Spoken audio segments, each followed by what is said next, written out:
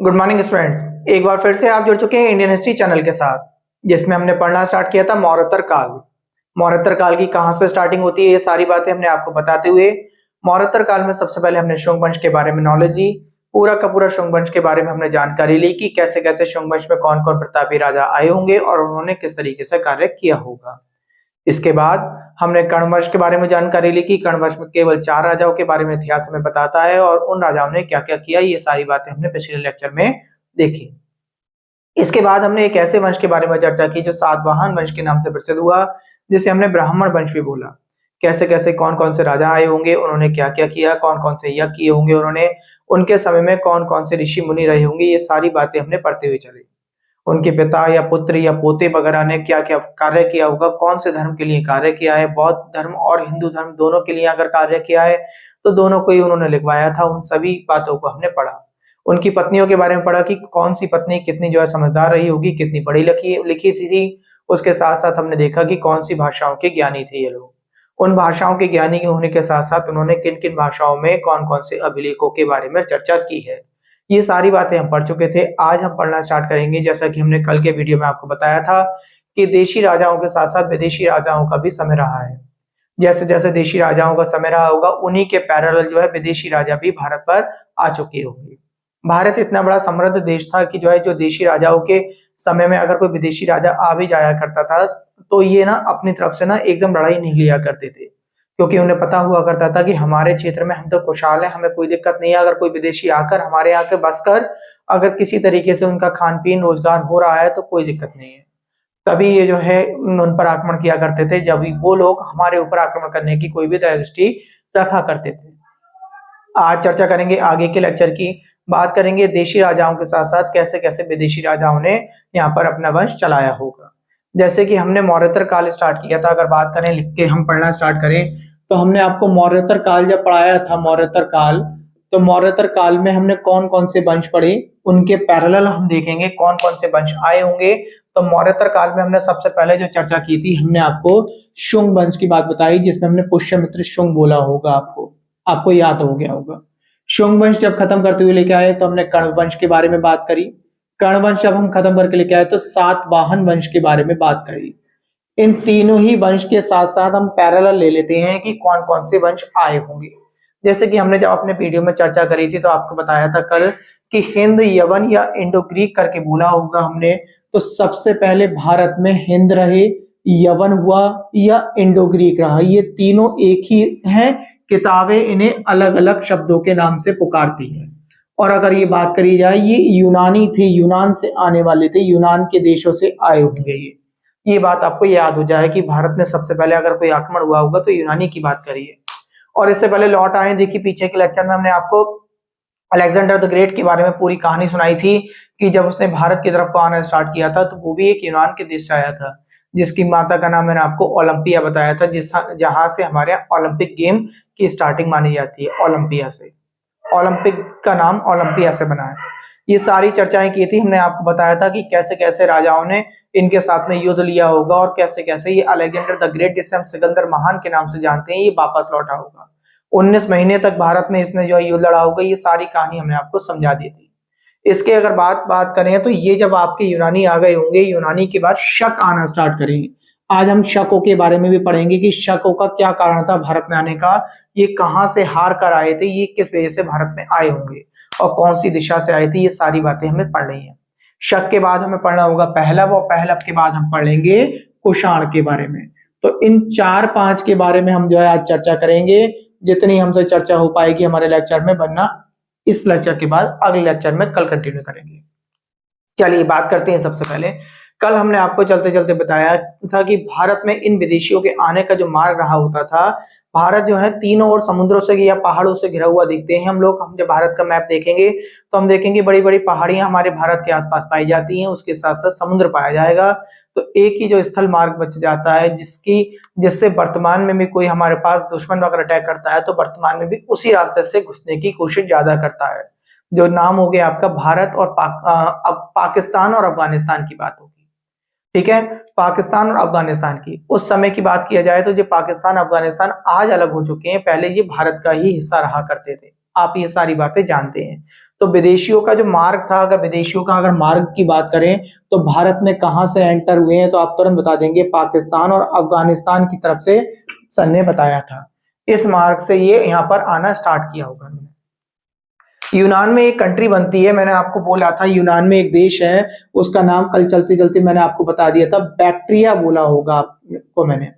तो बैक्ट्रिया में जो यूनान यूनान के अंदर जो हमने बोला कि बैक्ट्रिया नाम की एक देश पड़ता है, वहां से जो है वहां का नाम राजा था यूथिडेमस।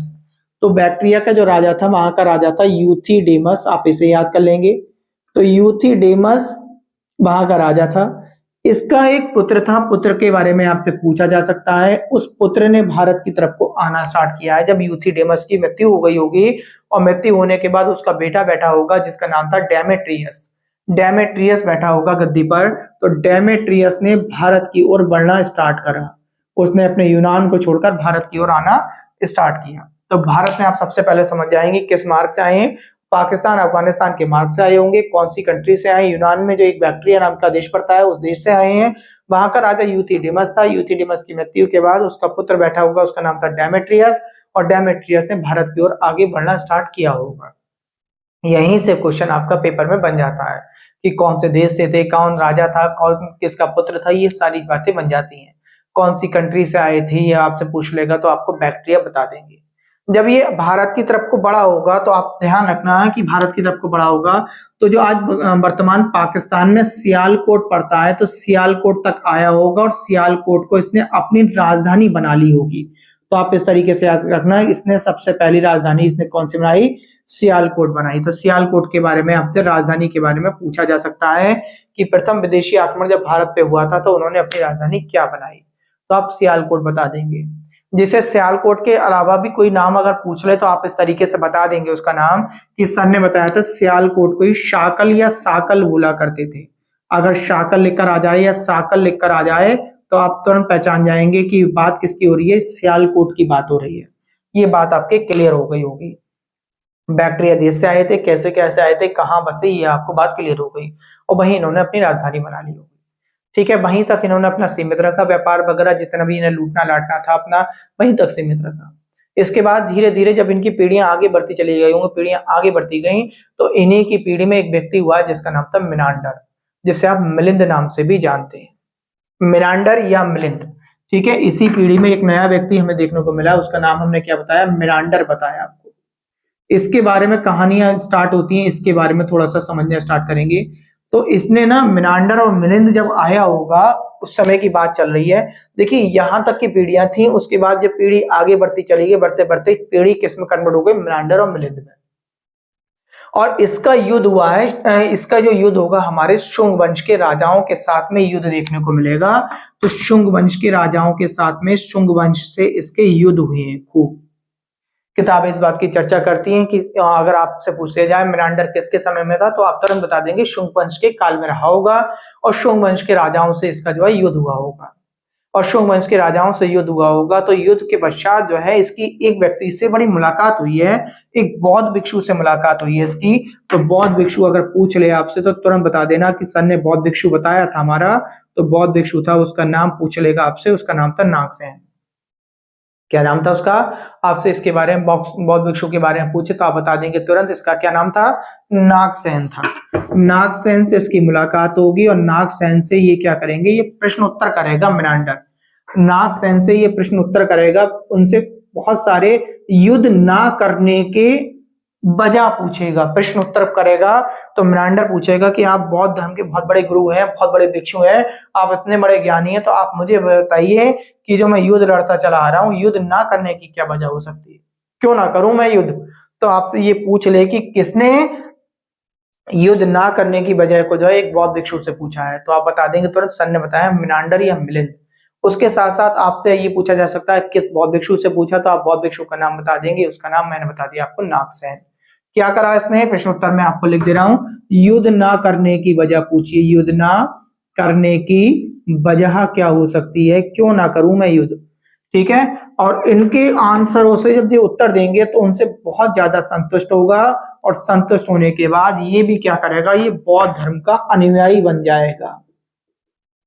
बौद्ध धर्म हम पीछे पढ़ा के आए, ये सभी वर्डों के बारे में बताया है हमने कि बौद्ध क्या होते हैं, अनुयायी क्या होते हैं, उपासक क्या होते हैं, उपासिका क्या होते हैं, भिक्षु और भिक्षुणी क्या होते हैं, ये सारी चीजें हम पीछे क्लियर करके आए हैं। एक ऐसा बौद्ध धर्म हमने आपको पढ़ाया है कि जो आप बौद्ध धर्म के बारे में नहीं पढ़ते। सारी बातें हमने आपको डिटेल में बताई है कि उनके जन्म का भी क्या कारण होगा, कैसे कैसे उनके कानों में आवाज आया करती होगी, ये सारी बातें हमने आपको क्लियर कर दी है। तो युद्ध ना करने की वजह हमने आपको बता दी। ये प्रश्न पूछा होगा उन्होंने, इसके बाद इन्होंने उनका उत्तर दिया होगा, उत्तर से बहुत ज्यादा सेटिस्फेक्शन में आए होंगे और सेटिस्फेक्शन में आने के बाद ये इसने भी क्या करा होगा, बौद्ध धर्म अपना लिया होगा। और बौद्ध धर्म जैसे ही इसने अपनाया है तो एक किताब लिखी, किसने लिखी, नागसेन ने एक किताब लिखी है। किसने लिखी, नागसेन ने एक पुस्तक लिखी है जिसका नाम मिलिंद पन्हु है। मिलिंद पन्हु नाम की एक पुस्तक लिखी है। किसने लिखी है, आप तुरंत ध्यान करेंगे, सर ने बताया था मिलिंद पन्हु करके एक किताब लिखी गई और किसने लिखी है, नागसेन ने लिखी है, मिलिंद पन्हु। और इसकी अगर भाषा पूछ ले तो आप तुरंत बता देंगे पाली भाषा में लिखी हुई है। अगर आप इतनी बात जितनी मैंने अभी आपको पढ़ाई है ध्यान से सुना है तो मैं समझ सकता हूं कि आपको याद हो चुकी होगी, ये आपको याद हो गई होगी। तो आप ध्यान रखेंगे, आपसे ये क्वेश्चन भी बनता है पेपर में कि मिलिंद पन्हु किताब किसने लिखी है, तो आप तुरंत बता देंगे मिलिंद पन्हु किताब किसने लिखी है, नागसेन ने लिखी है। और कौन सी भाषा में लिखी हुई है, पाली भाषा में लिखी हुई है। नागसेन कौन थे, एक बौद्ध भिक्षु थे, ये आपको याद हो गया होगा। अब मिलिंद पन्हु नाम दे दे कि मिलिंद पन्हु किताब किसके ऊपर लिखी गई है और चर्चा कर ले, जो है वहां पे ऑप्शन में मिलिंद की जगह दे दे मिनांडर। तो आपको जब पता होगा ना कि सर ने बताया तो था मिलिंद और मिनांडर एक ही व्यक्ति हैं, तो तुरंत बता देंगे आप मिनांडर के ऊपर लिखी हुई है। आपको इस तरीके से कंफ्यूज कर सकता है। इसके बाद ये पीढ़ियां नीचे बढ़ती चली जाएंगी, एक राजा बनेगा, फिर इनका जो है इसी पीढ़ी में आएगा, उसका नाम होगा स्ट्रेटो सेकंड। उसका क्या नाम होगा, स्ट्रेटो सेकंड नाम होगा, स्ट्रेटो सेकंड या द्वितीय। इसके बारे में एक क्वेश्चन बहुत पूछता है पेपर में, उस क्वेश्चन पे अगर हम चर्चा करें तो आप तुरंत बता देंगे कि स्ट्रेटो सेकंड के बारे में मैं आपसे पूछूं स्ट्रेटो सेकंड कौन है, उसने इतिहास में किस कारण से जाना जाता है, तो आप तुरंत बता देंगे इसने कांच के सिक्के चलवाए। देखिए शीशे के सिक्के नहीं बोले मैंने, कांच के। शीशे और कांच दोनों में अंतर है। अभी मैं आपको सिक्के लिखवाने वाला हूँ, आज नहीं लिखवाए तो कल लिखवाएंगे, हम आपको सिक्के के बारे में बताएंगे। तो बच्चे क्या गलती कराते हैं ना, जैसे कि मैंने बोला कि उसने कांच के सिक्के चलवाए, स्ट्रेटो सेकंड ने कौन से सिक्के चलवाए, कांच के। और पेपर में जो दे देता है कांच के सिक्के चलवाए हैं यहाँ पर, और पेपर में दे दिया उसने शीशे के सिक्के के बारे में वाला ऑप्शन दे दिया। तो आप शीशा और कांच में कंफ्यूजन होके ना, आपको लगता है शीशा कांच एक ही है और तो जो है इस पे ऑप्शन लगा देते हैं। जो बच्चे साइंस के हैं जो पढ़ रहे हैं वो शायद शीशा और कांच में अंतर समझते होंगे कि सर कहाँ बताना चाह रहे हैं।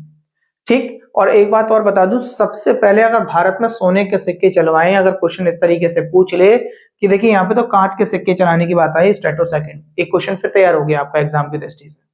बहुत सारे क्वेश्चन मिल गए इस लेक्चर में एग्जाम की दृष्टि से बनने वाले, और डीपली क्वेश्चन आते हैं ये वाले।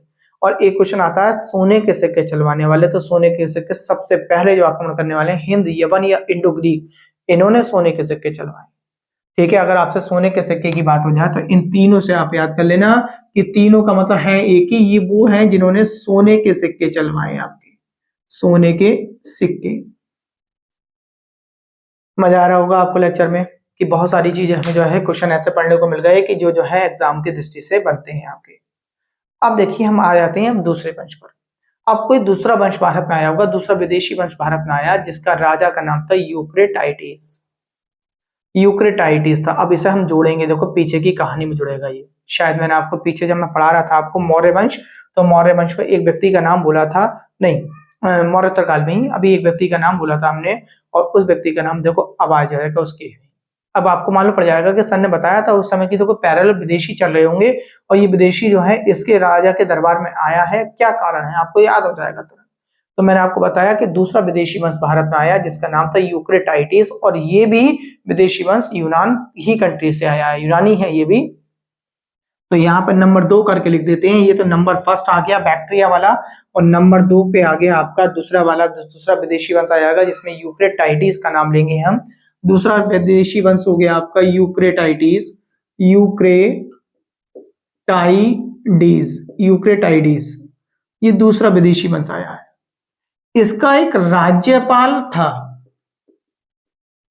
समझ लें ध्यान से, इसका एक राज्यपाल था, और राज्यपाल वही व्यक्ति था इसका जो भारत में जब एक किसी जो है शुंग वंश के राजा के समय में आया था, और उसने कहा था कि तुम तो बहुत बड़े हिंदू वंश है आपका, और आपने हिंदू ब्राह्मण वंश के लिए इतना सारा काम किया है, मैं आपके लिए एक जो है भगवान की जो है यहाँ पे भगवान विष्णु की या कृष्ण की मूर्ति बनवाना चाहता हूँ।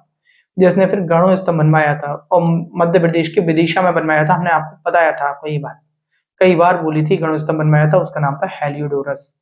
तो हेलियोडोरस देखो यही वाला व्यक्ति है, यानी उस समय भारत में ये लोग भी थे। तो राज्यपाल का नाम क्या था? हेलियोडोरस था। आपको ये याद आ गया होगा, गरुड़ स्तंभ के बारे में सर ने खूब चर्चा की है।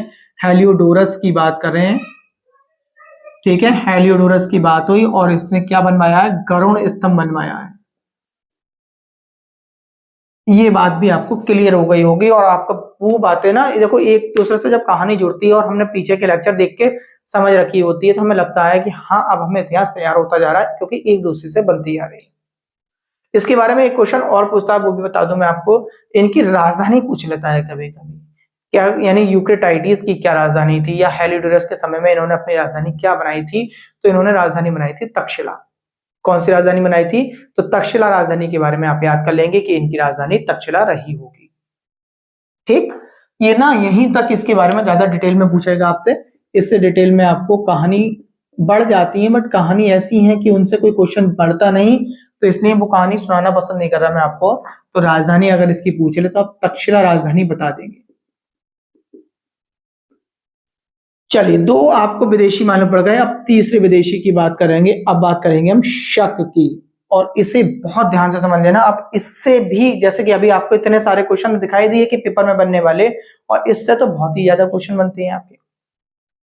देखिए ये भी विदेशी थे, ये भी विदेशी थे, ये भी यूनानी थे। ये यूनान के सीरिया कंट्री से भाग कर आए थे। ये भी यूनानी कहां से आए थे? सीरिया से आए थे, ठीक है।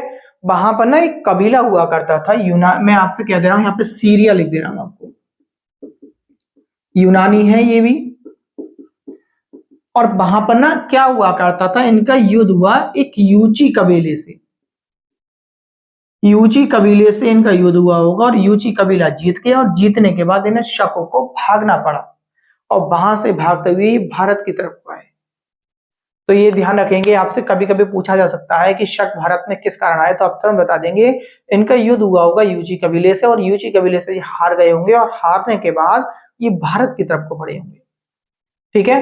तो कहां बढ़े? ये भारत की तरफ को बढ़े होंगे, और भारत की तरफ को जब ये बढ़े होंगे तो भारत में आके इन्होंने ना ये 5 भागों में डिवाइड हो गए। किसमें? 5 भागों में डिवाइड हो गए। तो 5 भाग हमारे कैसे? ये पूछा जाता है कि भारत में शक कितने भागों में थे, तो 5 भाग आप तुरंत बता देंगे। 5 भाग सर ने बताया था, 5 भागों में थे, जिसमें 2 भाग तो इनके उत्तरी रहे होंगे, उत्तरी के 2 भाग हैं, 2 भाग इनके पश्चिमी के रहे हैं, आप ऐसे करके याद कर लेंगे, पश्चिमी के 2 भाग हैं, और 1 भाग इनका अकेला अफगानिस्तान है, अफगानिस्तान में आके बसे होंगे। ये आगे बहुत डिटेल में चलेगा अफगानिस्तान वाला। अब आपसे ये पूछ ले कि उत्तरी में कौन से थे और पश्चिमी कौन से थे, तो आप उत्तरी में तुरंत ध्यान कर लेंगे, तक्षशिला और मथुरा थे आपके। उत्तरी में कौन से थे? तक्षशिला थे, जो राजधानी बताई मैंने आपको, तक्षशिला। उसके साथ मथुरा की बात हुई हमारी। और यहाँ पे पूछ ले तो एक तो नासिक था, आपसे नासिक के बारे में पूछ लेगा आपसे कि पश्चिमी में पाया जाता है ये कौन से में, तो आप पश्चिमी बता देंगे, एक नासिक, और एक उसके साथ बोल देंगे मालवा। तो मालवा और नासिक, मालवा और नासिक, बताइए ये बात याद हो गई। देखिए हमने क्या पढ़ा, एक बार फिर से समझेंगे। हमने शक के बारे में पढ़ा। शकों में हमने कहा शक सीरिया यूनानी थे, ये यूनानी के सीरिया कंट्री से भागे होंगे, सीरिया से भागे होंगे, और सीरिया में भागने का कारण हमने आपको बता दिया। कारण क्या रहा था? इनका यूची कबीले इन पे आक्रमण कर दिया होगा, आक्रमण करने के बाद ये यहाँ पे आ गए होंगे, और जब ये भारत में आए होंगे ना, तो ध्यान से समझे ना, तो भारत में आके इन्होंने मालवा पर आक्रमण करना स्टार्ट किया होगा, जो निकटवर्ती समुद्र के किनारे के इलाके होंगे, तो मालवा पर इन्होंने आक्रमण करना स्टार्ट किया होगा, और उस समय टाइम पीरियड था 57 बीसी का। ध्यान से याद कर ले मैं क्या बोल रहा हूँ। सबसे पहले ये आए भारत में, और भारत में इन्होंने आक्रमण किया, भारत में आक्रमण इनका हुआ है, भारत में आक्रमण मालवा तटों पर हुआ है। समय पीरियड रहा होगा लगभग 57 बीसी, 57 बीसी का समय रहा होगा। 57 बीसी में जब इन्होंने देखा और जब आक्रमण हुआ, तो यहाँ पर हमारे यहाँ विक्रमादित्य बैठे हुए थे। राजा विक्रमादित्य बैठे हुए होंगे। और विक्रमादित्य ने जब देखा कि इन्होंने आक्रमण कर दिया है तो इन्होंने क्या करा, विक्रमादित्य ने खदेड़ दिया पूरी तरह से। युद्ध हुआ और युद्ध में जो है ये हार गए, हारने के बाद भाग गए। तभी 57 बीसी का जो युद्ध लड़ा गया विक्रमादित्य से, इस युद्ध की का ही कारण है, इस युद्ध में ही ना ये जब ये भागे होंगे तब उन्होंने पुकारा, ये शक संवत कहलाए कि हमने शक लोगों पर विजय प्राप्त की है, तो इसे शक संवत के नाम से जाना जाता है। अब आपको बात याद हो गई होगी कि सर ने बता दिया शक संवत का निर्माण किस तरीके से हुआ है, इस वजह से हुआ है शक संवत। देखिए एक दो संवतों के नाम से और पुकारते हैं हम, वो शायद आपने सुन रखी हो, बट आपको ध्यान नहीं रह पाता कि कौन कौन से संवत इसी की हैं, ये शक संवती कहलाती हैं। तो शक संवत के साथ साथ इसे मालवा संवत भी बोलते हैं। देखिए आपके दिमाग में खुद आ गया मालवा संवत क्यों, क्योंकि मालवा के तटों पर इन्होंने आक्रमण किया था। और मालवा संवत के साथ साथ में संस्कृत में इसे कृत संवत के नाम से भी जाना जाता है। बताइए आपको इंपोर्टेंट बात पता चली आज के लेक्चर में, बहुत सारी बातें आपको पता चली। वीडियो आपको पसंद आ रहा होगा, और पसंद आ रहा हुआ करे तो आप शेयर कीजिए। आपको क्यों, क्योंकि ऐसा लगे और लोग जब इस चीज को देखें और समझे तो औरों को लगे कि शायद ये पूरा जो सिलेबस सर करा रहे हैं स्टार्टिंग से कराते हुए आए हैं हम सिंधु घाटी की सभ्यता से, और एक एक वो पॉइंट हमने आपको चित्रवाइज और डिटेल में आपको पढ़ाते हुए समझाया है। ऐसा नहीं है कि हम भी जो है पहले लिख सकते हैं, लिखने के बाद जो है हम आपको जो है वही चीजें लिखो ही समझा सकते हैं, तो उससे कोई फायदा नहीं होगा। उससे फायदा क्यों नहीं होगा, क्योंकि बच्चा ना एकदम जो है तेजी से देखता रहता है फिर भूल जाता है। और जब हम कहानियों के वाइज एक एक चीज का नाम, नया नाम कहानी से जो जुड़ता जा रहा है उसे हम ऐड करते जा रहे हैं, तो आपको मजा भी आता होगा उसमें कि हाँ ये स्टोरी जो चल रही है उसमें हमें आसानी आएगी, याद करने में हमें जो है सारी चीजें हमें याद होती जा रही है। तो आपको ये बात याद हो जानी चाहिए। इसके बाद क्या होगा, ये तो हार गए, हारने के बाद शकों में ना एक बहुत प्रतापी राजा हुआ। शकों में भी एक प्रतापी राजा हुआ है, उसका नाम है रुद्रदामन। क्या नाम है, रुद्रदामन। उसने अभिलेख लिखवाए हैं, ठीक है। तो शकों का एक राजा हुआ है, एक प्रतापी राजा की हमने चर्चा करी, प्रतापी राजा हुआ है जिसका नाम क्या था, रुद्रदामन था। रुद्रदामन के बारे में हमने जब चर्चा करी तो हम आपको बता रहे हैं इसने गुजरात अभिलेख लिखवाए बेटा। क्या लिखवाए, गुजरात अभिलेख के बारे में चर्चा की है। अब गुजरात अभिलेख में तो जो चर्चा की है, क्या खास बात अगर हम देखें तो हमसे एक तो ये पूछ सकता है रुद्रदामन कौन से मतलब जो है वंश से है, तो शक वंश से है। पहली बात, रुद्रदामन ने जो है कौन सा अभिलेख लिखवाया, तो आप बता देंगे गुजरात। और गुजरात में ये कहां पर है ये भी पूछा जाता है आपसे, तो आप बता देंगे जूनागढ़ में है। गुजरात की कहां पर है, ये जूनागढ़ में है। और जूनागढ़ को एक नाम से और पुकारते हैं, गिरनार बोलते हैं। तो अब आपको देखो कई बातें क्लियर हो गई, गुजरात क्लियर हो गया, जूनागढ़ क्लियर हो गया और गिरनार क्लियर हो गया। तो अगर आपसे कहा जाए तो गुजरात बताया मैंने, और गुजरात में भी मैंने आपको क्या बोला, जूनागढ़ बोला, और जूनागढ़ में भी हमने आपको क्या बोला, गिरनार बोला। तो गिरनार अभिलेख लिखकर आ जाए तो, जूनागढ़ अभिलेख लेके आ जाए तो, या गुजरात अभिलेख लिखकर आ जाए तो, तीनों एक ही बात है। और लिखवाने वाले का नाम पूछे तो प्रतापी राजा हमने एक बता दिया आपको, क्या नाम है उसका, रुद्रदामन। अब इस पर हम जो चर्चा करेंगे, देखो ये ना इस पे जो लिखा गया होगा अभिलेख, तो आपसे कभी कभी पूछ लेता है कौन सी शैली में लिखा हुआ है, तो ये चंपू शैली में लिखा हुआ है। चंपू शैली के बारे में पीछे हमने जिक्र करा था, मैं आपको तेजी से केवल ऐसी बता जाता हूं कि चंपू शैली का मतलब है गद और पद दोनों में लिखा हुई, जो हमारा पूरा अभिलेख मिला होगा गद भाषा में और पद भाषा में दोनों में लिखा हुआ है। इसके बाद इस पे सबसे बड़ी और इंपोर्टेंट चर्चा जो की गई है इस अभिलेख पे, वो सुदर्शन झील के बारे में चर्चा की गई है। और सुदर्शन झील के बारे में आपसे ये पूछेगा सुदर्शन झील कौन से अभिलेख पर लिखी हुई है, तो आप तुरंत बता देंगे गुजरात अभिलेख, जूनागढ़ अभिलेख या गिरनार अभिलेख पर है।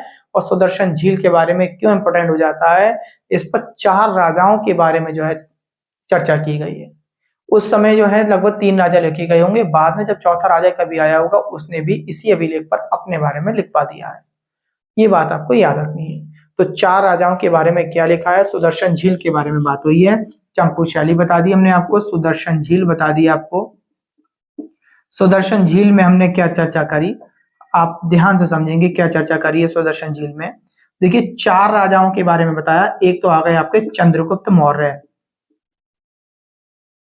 क्यों आए, चंद्रगुप्त मौर्य ने इस झील का निर्माण कराया है, बनवाई ही इसने है, तो आपको ये ध्यान रखना। तो देखो सुदर्शन झील किसने बनवाई, चंद्रगुप्त मौर्य ने बनवाई, एक बात आपको याद होगी, आपसे ये पूछा जा सकता है। इसके बाद चंद्रगुप्त मौर्य के वंशज चले थे, जिसमें एक आए थे अशोक, तो दूसरा नाम इस पे लिखा हुआ है अशोक का।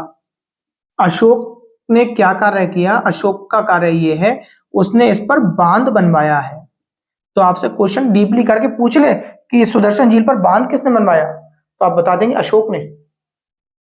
आपसे पूछ ले निर्माण किसने कराया, चंद्रगुप्त मौर्य ने। तुरंत याद हो गया।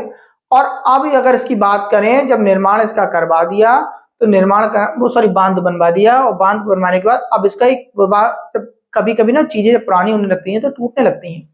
तो टूटने में क्या होता है, जैसे कि हमारे घर वगैरह बनते हैं, पुराने होने लगते हैं, तो कभी बाउंड्री चट गई, कभी जो है मैंने कहा उसमें थोड़ा बहुत जो है चीजों का बदलाव करा दिया। इस तरीके से जो निर्माण कराया होगा, जो चीजें थोड़ी बहुत खराब होने लगती हैं, जैसे ताजमहल भी है, तो हम देखते हैं कहीं ना कहीं से कोई पुराना होता जा रहा है तो कुछ ना कुछ चीजों में जो है दरार वगैरह पड़ती जाती होगी। तो वहां पे जितने भी हमारे जो कारीगर रहे होंगे, जो सरकार ने रख रखे हैं, वो एकदम तुरंत उस पर जो है कार्य करना स्टार्ट कर देते होंगे, जिससे कि वो आगे ना बिगड़े। तो अगर बात करें तो तीसरा का नाम पूछा जाएगा तो आप बता देंगे रुद्रदामन थे, और उन्होंने इसका निर्माण कराया है दोबारा से। ठीक है, तो तीसरे की बात करें तो रुद्रदामन की बात करना आप, रुद्रदामन की। और चौथा आपसे पूछा जा सकता है, चौथा आपका क्यों, क्योंकि अभी हमने पढ़ाया नहीं, अभी हम और उसे लेट पढ़ाएंगे, और लेट पढ़ाने का मतलब है अब जुड़ने वाला है 3-4 लेक्चर के बाद, उसकी कहानी आगे आने वाली है, तो आप तुरंत बता देंगे। तो उसका नाम था चौथा, अगर हम बात करें तो उसने जिसका जीर्ण उद्धार कराया है, और जीर्ण उद्धार कराया है वो गुप्त साम्राज्य में राजा मिलेगा हमें, जिसका नाम हम स्कंदगुप्त पढ़ेंगे। स्कंदगुप्त ने ना इसे दोबारा से बिल्कुल सही तरीके से निर्माण करा दिया दोबारा से। तो इसे हम जीर्ण उद्धार बोलते हैं। जीर्ण उद्धार का मतलब जो व्यक्ति बिल्कुल मरने वाला हो और उसका जो है तुम एक तरीके से जीवन दे दो जाके उसे, जीर्ण उद्धार कराया। मैं सोचता हूँ कि वीडियो में आपको मजा आया होगा। वीडियो आपने अगर किसी ने भी पूरा देखा है, जो वीडियो आज पहली बार भी देख रहे हैं, उन्हें भी लगा होगा कि शायद जो है हमने बहुत सारी चीजें अच्छे से समझ ली और ये चीजें हमें याद हो गई। आप वीडियो को लाइक किया करें, सब्सक्राइब किया करें, शेयर करते रहें, जिससे कि जो है आगे आपको इससे भी अच्छी जो कहानियां जुड़ने वाली हैं एक दूसरे से जुड़ते हुए, वो आपको संपूर्ण इतिहास आपको याद हो जाए। और मेरा दावा है अगर आपने जो है पहले वीडियो से लेके आज तक की वीडियो अगर देख ली होगी तो आपको ये लग रहा होगा जितने भी हमारे वनडे एग्जाम वगैरह होते हैं उन एग्जामों में हमें बहुत मदद मिलेगी इन लेक्चरों के सहारे से। किताब पढ़ने में जो हमें इंटरेस्ट नहीं आया करता था वो शायद अब जो है हमें इंटरेस्ट भी आने लगेगा। आज की वीडियो हमने क्या सीखा, एक बार फिर से देखेंगे। आज हमने सीखा, सबसे पहले हमने आपको कहा कि मौर्योत्तर काल में देशी राजाओं के साथ साथ विदेशी राजा भी पैरेलल चला करते थे, जिसमें विदेशी राजाओं में हमने आपको बताना स्टार्ट करा इंडो ग्रीक, यवन या हिंद, तीनों एक ही हैं। इन्होंने भारत में सोने के सिक्के सबसे पहले चलाए होंगे। सोने के सिक्के चलाने वाले कौन है, इंडो ग्रीक के बारे में आप चर्चा करेंगे, ये मैंने आपको लिख दिया। यूनानी थे ये सब लोग। फिर शक आए हमारे यहाँ, शक के बारे में हमने चर्चा कर ली। फिर पहला व कुषाण जिसकी हम कल चर्चा करेंगे। आगे हमने बताया भारत में ये प्रवेश करने का इनका मार्ग अफगानिस्तान और पाकिस्तान रहा करता होगा, क्योंकि वो स्थल मार्ग हैं और बाकी सब हमारे पहाड़ी या जलमार्ग की ओर आते हैं भारत की ओर से। अगर बात करें ये कहाँ से आए थे, यूनान से आए थे। यूनान में एक कंट्री पड़ती है, एक देश पड़ता है जिसका नाम बैक्ट्रिया है। वहां का राजा का नाम बता दिया मैंने, यूथिडेमस उसका नाम था। जब उसका कार्यकाल पूरा हो गया होगा, उसकी मृत्यु हो गई होगी, तो उसका बेटा राजा बना होगा। बेटे का नाम था डेमेट्रियस। डेमेट्रियस पाकिस्तान तक आया होगा। पाकिस्तान में जो आज वर्तमान में सियालकोट है, वो पहले जो है शाकल के नाम से नहीं जाती थी, शाकल या साकल, उसे उसने आकर राजधानी बना ली होगी। धीरे धीरे पीढ़ियां गुजरती गई होंगी। पीढ़ियां गुजरते हुए एक राजा फिर बना इनके यहाँ, जिनका नाम मिनांडर या मिलिंद है। मिनांडर और मिलिंद ने जो है किससे युद्ध करा है, शुंग वंश से युद्ध लड़ा, और युद्ध में बहुत मतलब जीता होगा। जीतने के बाद उसकी एक मुलाकात बौद्ध भिक्षु से हुई होगी। बौद्ध भिक्षु का नाम मैंने आपको बता दिया, जिनका नाम नागसेन था। नागसेन से ये प्रश्न उत्तर करेगा, और प्रश्न उत्तर में क्या प्रश्न करेगा कि युद्ध में ना करूं उसका क्या कारण है, ये वजह बताइए मुझे, ना करने की वजह बताइए। उसने उत्तर दिया होगा, उत्तर से ये सेटिस्फाई हुआ। सेटिस्फाई होने के बाद ये बौद्ध अनुयायी खुद भी बन गया, और जब ये बौद्ध अनुयायी बन गया होगा तो नागसेन इससे प्रभावित हुए। प्रभावित होने के बाद नागसेन ने पाली भाषा में एक पुस्तक लिखी जिसका नाम मिलिंद पनु है। ध्यान रखेंगे, ये बता दी मैंने। इसके बाद इसी वंश में फिर एक राजा हुआ जिसका नाम स्ट्रेटो सेकंड था, जिसने सर्वप्रथम कांच के सिक्के चलाए। ये कहानी भी हमने पढ़ ली। आगे हमने बताया इसके बाद यूक्रेटाइडिस आया, जिसका राज्यपाल मैंने आपको बता दिया हेलियोडोरस था। हेलियोडोरस वही व्यक्ति जो पीछे हमने लेक्चर में बताया था जिसने गरुड़ स्तंभ बनवाया था। इसने अपनी राजधानी तक्षशिला बनवाई। इसके बाद हमने देखा कि तीसरे नंबर पे हमने जो पढ़ना स्टार्ट किया वो पढ़ा हमने शक कबीले के बारे में। शक के बारे में हमने बात करी कि ये विदेशी कबीला था, ये भी जो है यूनान से आया था और यूनान की सीरिया नामक कंट्री से आया था। इसने भारत पर आक्रमण किया होगा। ये लिखवा दिया मैंने। शक सीरिया से आए थे, यूनानी थे। यूची कबीले ने इस पे कभी आक्रमण किया होगा जब ये सीरिया में रहा करते होंगे और यूची कबीले ने इन्हें हराकर भगा दिया और भागने के बाद ये भारत में आए और भारत में आके 5 भागों में डिवाइड हो गए। क्वेश्चन ये बनता है आपका। 5 भागों में जब डिवाइड हुए होंगे तो उत्तरी में 2, पश्चिमी में 2 और एक भाग अफगानिस्तान का माना गया है। 5 भाग में उत्तरी में आपसे पूछे तो तक्षशिला और मथुरा था और इधर जो है पश्चिमी में पूछ ले तो आप बता देंगे मालवा और नासिक था। भारत में जब आक्रमण कर दिया होगा इन्होंने तो मालवा तट पर किया होगा। उस समय 57 BC का समय रहा होगा। भारत में जो उस समय राजपाट चल रहा होगा विक्रमादित्य का चल रहा होगा। विक्रमादित्य के साथ इनका युद्ध हुआ होगा। युद्ध में विक्रमादित्य ने भगा दिया और जब ये भाग गए तब विक्रमादित्य ने कहा कि शकों को हमने जो है शकों पर जीत हासिल की है, इसलिए ये समय अब हमारी शक संवत के नाम से जानी जाएगी। शक संवत को दूसरे नाम से, क्योंकि ये मालवा नामक क्षेत्र पर युद्ध लड़ा गया था, इसलिए इसे मालवा संवत के नाम से भी जाना जाता है। भारतीयों के द्वारा विदेशियों के पक्ष में जो है विदेशियों के विपक्ष में कोई कार्य पहली बार किया गया था, इसलिए संस्कृत इसे कृत संवत के नाम से भी जानती है। ये बात आपको क्लियर हो गई होगी। इसके बाद मैंने कहा एक राजा हुआ है, इनका बहुत प्रतापी राजा हुआ है जिसका नाम रुद्रदामन था। ठीक, इसने जो है एक अभिलेख लिखवाया जिससे हम गुजरात का अभिलेख या जूनागढ़ का अभिलेख या इसके साथ साथ हमने तीसरा नाम इसका लिखवा दिया आपको गिरनार का अभिलेख के नाम से भी जानते हैं। अगर ये पूछ ले कहां पर है तो आप ये बता देंगे काठियावाड़ जिला में है। ये काठियावाड़ जिला है, तो गुजरात में एक काठियावाड़ जिला है, वहां पर है आपका काठियावाड़। काठियावाड़ जिला में है, ये बात भी मैं आपको और बता दे रहा हूँ, चलते चलते ध्यान आ गई मुझे। उसके बाद इस पर जो है ये जो लिखा हुआ है आपका अभिलेख, ये चंपू शैली में है। चंपू शैली का मतलब गद्य और पद्य दोनों में। उसके बाद अगर चर्चा करी जाए तो सबसे बड़ी चर्चा इस पे सुदर्शन झील की हुई है। सुदर्शन झील में 4 राजाओं के बारे में चर्चा की गई है, जिसमें पहले राजा के बारे में हमने आपको बताया चंद्रगुप्त मौर्य ने ये झील बनवाई होगी, इसलिए उनका नाम अंकित है इस पर। उसके बाद हमने देखा अशोक ने इस पर बांध बनवाया होगा, तो अशोक का नाम अंकित है। तीसरे में हमने देखा जो खराबी इस पे झील में धीरे धीरे आती गई होगी, बांध टूटने लगा होगा, तो उस पर दोबारा से अपना निर्माण की कार्य करवाया, उसका नाम हमने आपको बताया। क्या नाम बताया? ये वही व्यक्ति है रुद्रदामन, जो आपका जो है प्रतापी राजा की बात करी मैंने। और चौथे में हमने पढ़ा स्कंदगुप्त, जो अभी हम आगे जाके इतिहास में पढ़ेंगे, उसने इसका जीर्णोद्धार कराया है, एक बार दोबारा से जो है पूरा का पूरा मैन्युफैक्चर कराया होगा। आज के वीडियो में केवल इतना ही। कल हम सिक्कों के बारे में चर्चा करेंगे और उसके साथ साथ अन्य आक्रमणों की चर्चा करेंगे।